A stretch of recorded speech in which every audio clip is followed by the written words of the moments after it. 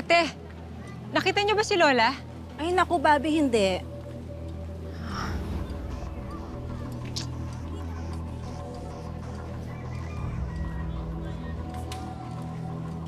Bobby, Ano? tumawag na kami sa barangay. Wala daw si Kapitana dun. Nasaan na kaya si Lola? Bobby, wala ka naman sigurong kaaway na sindikato, di ba?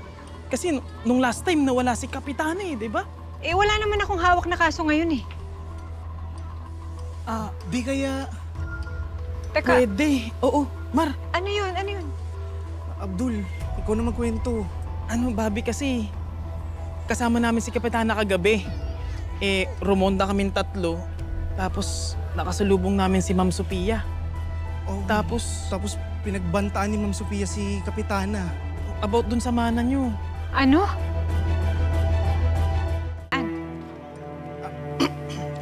Sige nga. Ang tigas din pala ng ulo mo. Katulad ka ng apo mo. Ay, ganun. Tsaka meron pa Ganito sabi nyo. You'll regret that you made an enemy out of me. Ganun. Bobby, di ba pagbabanta na yun? Pagbabanta nga yun. So, Bobby, tingin mo ba may kinalaman si Ma'am Sophia sa pagkawala ni Kapitana? Teka, di ba may iniwan na calling card si Ma'am Sophia in case na magbago yung isip ni Kapitana? Ay, oo, nasa taas. Tara. O, halika. Tara.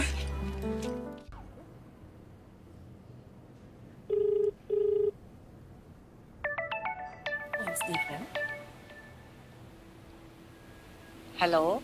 Hello, Ma'am Sofia. Si Sergeant Bobby Enriquez po ito. So how may I be of service to our police force, Sergeant Enriquez? May nakapagsabi po kasi sa akin na kausap niyo po si Lola kagabi. Oo, I tried to talk to her but she wouldn't listen. Nawawala ho kasi siya Kanina pa namin siya hinahanap.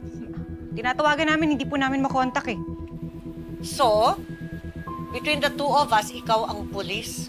So bakit mo sinasabi sa akin to? Wait. Are you trying to insinuate na may kinalaman ako sa pagkawala ng lola mo? May mga witness po ako na nagsasabi na pinagbantaan niyo yung lola ko kagabi. Yes.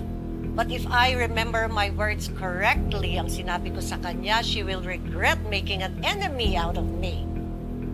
Sisiguraduhin ko kasi na wala kang makukuha dun sa pinamana ni Joaquin sa'yo. But that's it, Bobby. I am not a criminal. Much more a kidnapper.